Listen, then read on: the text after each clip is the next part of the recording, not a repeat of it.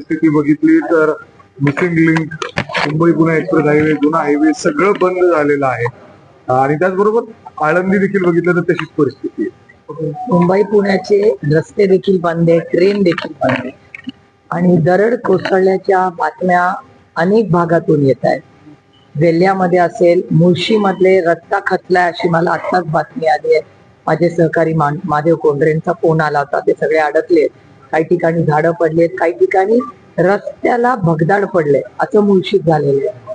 त्याचबरोबर मिसिंग लिंकचा जो व्हिडिओ येतो, मला आधी तर वाटत होतं हे काहीतरी एआयचा उद्योग आहे, पण नंतर तुमच्याही चॅनलवर सगळ्यांत पाहिलं, कारण का मला विश्वासच बसत नाही की ज्या मिसिंग लिंक एवढा मोठा कार्यक्रम झाला आणि अर्धा तास सगळ्यांचा वाचत होता, आम्ही सगळ्यांनी त्याचं कौतुक केलं की अरे वा, सगळ्यांचा वेळ वाचतोय, चांगली कॉस्ट मध्ये पडूया नको, कारण का तो एक वेगळा विषय आहे.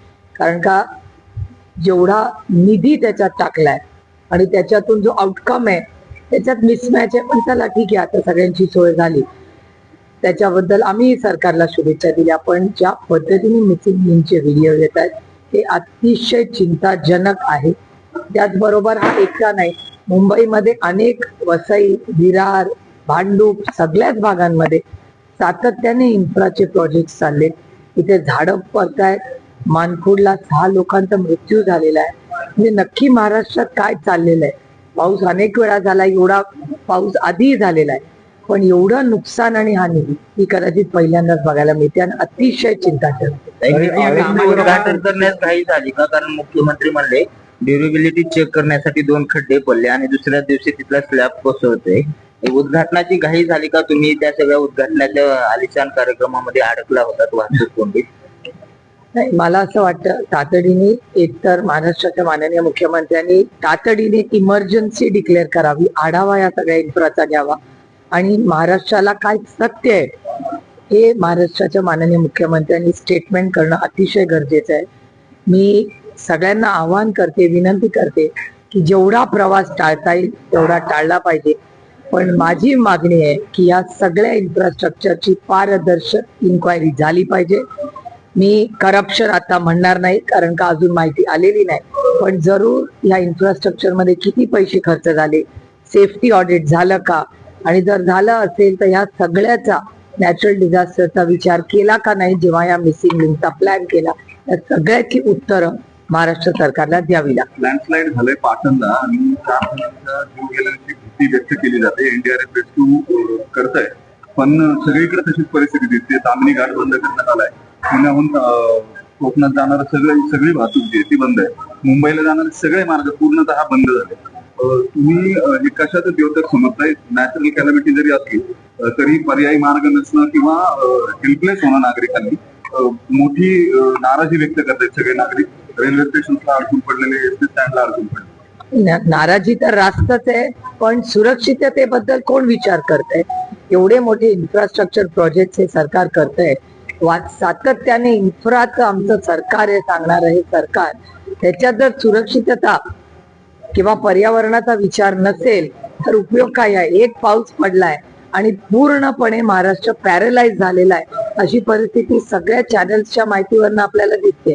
आज तुम्ही पुण्याच्या स्टेशनला जा, एसटी स्टँडला जा, शाळा बंद आहे, कॉलेज बंद आहे, हे मी समजू शकते, पण कनेक्टिव्हिटी पुणे आणि मुंबई ही एवढी महत्वाची शहर आहेत, त्याच्यात कनेक्टिव्हिटी बंद होणं हे धक्कादायक आहे.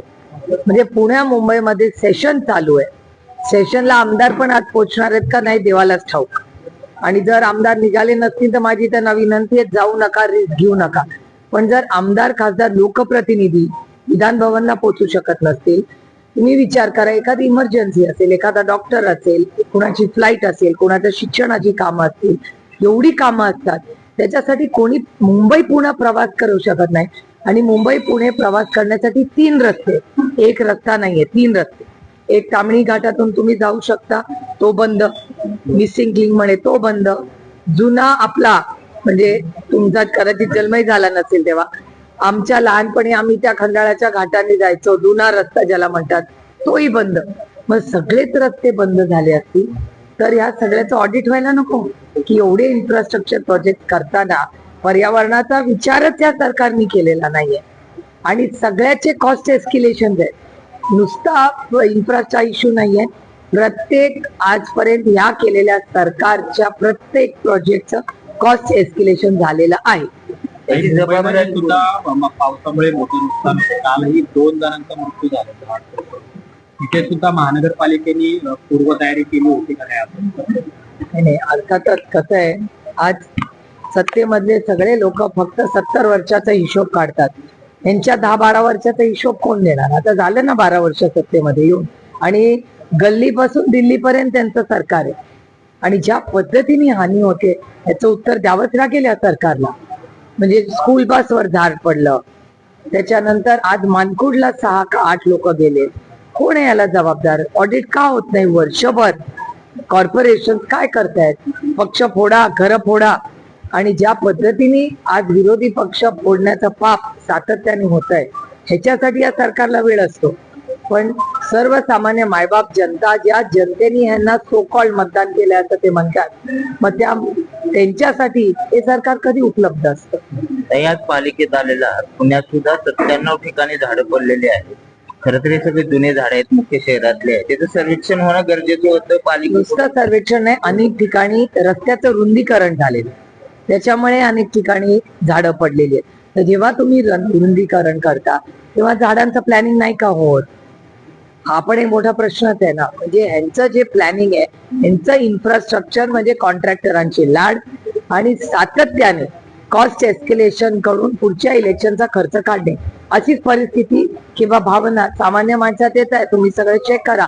हीच भावना मी सकाळपासून टेलिव्हिजनवर ऐकते, वर्तमानपत्रात आज तर काही बातम्या नाही आलेल्या, पण सोशल मीडियावर सगळीकडे एवढीच चर्चा आहे. नाही, रोहितदादा सातत्याने आंदोलन करतात, सरकारच्या विरोधामध्ये रस्त्यावर आहेत.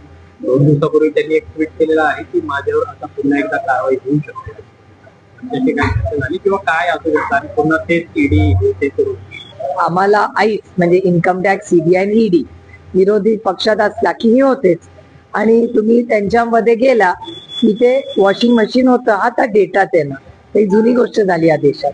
विरोधी पक्षात असला तर आईस, आणि सत्ताधारीत असल्या तर त्याला चोखून माफ. ते वास्तव आहे दुर्दैवाने या देशात. राम मंदिरावरून शिवसेनेने आंदोलन सुरू केलेली आहेत. तुम्ही काय करणार आता? उद्धव ठाकरे अयोध्येला जाणार.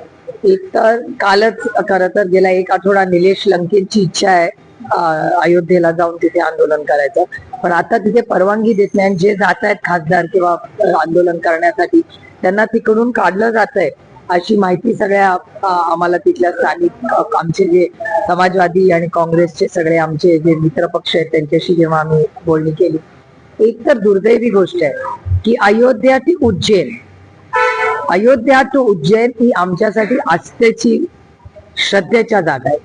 आणि दोन्ही ठिकाणी एवढा मोठा भ्रष्टाचार झालेला आहे, हे वास्तव चॅनल आणि वर्तमानपत्र सातत्याने करतात. म्हणजे आता तुम्ही विचार करा, राम मंदिर याच्याबद्दल भारतीय जनता पक्षाने एवढा मोठा लढा उभा केला, आणि त्या काळातले म्हणजे आज मला आवर्जून अरुण जेटली, सुषमा स्वराज, यशवंत सिन्हा, अटलजी, माननीय अडवाणीजी या सगळ्यांनी केवढा संघर्ष केला आहे करण्यासाठी. आणि आज त्याच भारतीय जनता पक्षात आज निर्णय प्रक्रियेत ते कुठलेच नेते नाहीत. म्हणजे आपण पुण्यात आहोत, आपले प्रकाश जावडेकर साहेब बघा, किती नेत्यांची नावं घेऊन.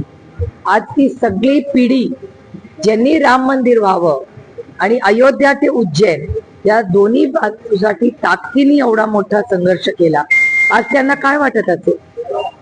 ज्या एवढा त्यांचं उभं आयुष्य विरोधी पक्षात असले तरी एवढा संघर्ष केला, राम मंदिर बांधलं, आणि त्या रामाच्या मंदिरात जर आज भ्रष्टाचार होत असेल ते किती दुर्दैवी आहे मला सांगा. आणि पुन्हा मी म्हणते की उज्जैन, अयोध्या टू उज्जैन, आणि मर्यादा, मला सुषमाजींचे शब्द आजही आठवतात. त्या प्रभू श्रीराम कधी नाही म्हणायच्या, त्या म्हणायच्या मर्यादा पुरुषोत्तम राम. मला अजून सुषमाजींचे शब्द ऐकते. म्हणजे सुषमाजींनी आमच्यावर संस्कार केले, जरी विरोधी पक्षात आम्ही एकामेकाच्या असलो तरी आम्हाला सांगायचे सुषमाजी की सुप्रिया हे मर्यादा पुरुषोत्तम राम आहे. आता मला सांगा कुठली मर्यादा या सरकारने ठेवली? जर त्याच रामाच्या मंदिरात ज्याच्यासाठी उभं आयुष्य अडवाणीजी, अटलजी आणि सगळ्यांनी केलं, त्याच रामाच्या मंदिरात भ्रष्टाचार होतोय. आणि जेव्हा आम्ही सत्तेत होतो तेव्हा काँग्रेस राष्ट्रवादीच्या भ्रष्टाचार हद्दपार करू हे तुम्हीच दाखवलंय ना तुमच्या चॅनलवर. त्याचं तर काहीच झालं नाही. हे दोन्ही पक्ष फोडले, सगळ्यांना क्लीन चिट दिल्या, म्हणजे मग आमच्या कदाचित नेत्यांनी भ्रष्टाचार केलाच नाही ना. मग त्यांनी खोटे आरोप केले आमच्या नेत्यांवर फोडण्यासाठी, घर फोडा, पक्ष फोडा. आणि त्याच मर्यादा पुरुषोत्तम रामाच्या मंदिरात आज भ्रष्टाचार होतोय. हे दुर्दैवी आहे आणि ह्याच्या विरोधात, कारण का आमच्या श्रद्धेचं स्थान आहे, आम्ही हे सहन करणार नाही. पण काल काही गोविंदगिरी महाराज यांनी स्पष्टीकरण दिलं, पत्रक दिलं, त्या संदर्भात काय भूमिका कसली? आम्ही वास्तव सांगतोय. आम्हाला जे वास्तव वर्तमानपत्र, टीव्ही, उत्तर प्रदेश आणि केंद्र सरकारचं जे वास्तव टीव्हीवर आणि वर्तमानपत्रात दिसतंय, त्याच्यात तुम्ही तर काल व्हिडिओ दाखवले तुमच्या चॅनलवर पैसे लपवताना. ते तर व्हिडिओ काही खोटे नव्हते, तुमच्या चॅनलवर पाहिले आम्ही. याचा अर्थ भ्रष्टाचार मोकळेपणे, दिलखुलासपणे चालला होता मर्यादा पुरुषोत्तम रामांच्या समोर.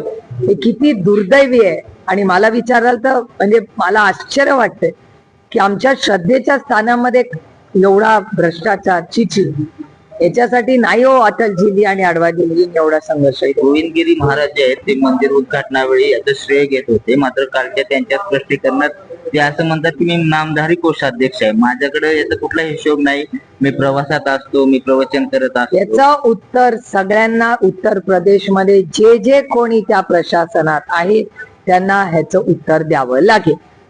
आणि हा पार्लमेंटमध्ये आम्ही ताकदीने हा इश्यू, आता पार्लमेंट सुरू होत आहे 20 तारखेला, आम्ही हा मुद्दा ताकदीने मांडणार आहे. मी इंडिया अलायन्सच्या मीटिंग मध्ये विनंती करणार आहे की इंडिया अलायन्सनी हा आमचा श्रद्धेचा आणि आस्थेचा विषय, अयोध्या टू उज्जैन मध्ये झालेला भ्रष्टाचाराचं उत्तर भारतीय जनता पक्षाला द्यावंच लागेल. काही एक शेवटचं, राष्ट्रवादी काँग्रेस हा काँग्रेस पक्षामध्ये विलीन असं सध्या चर्चा आहेत, एनडीए मध्ये जाणार आहे.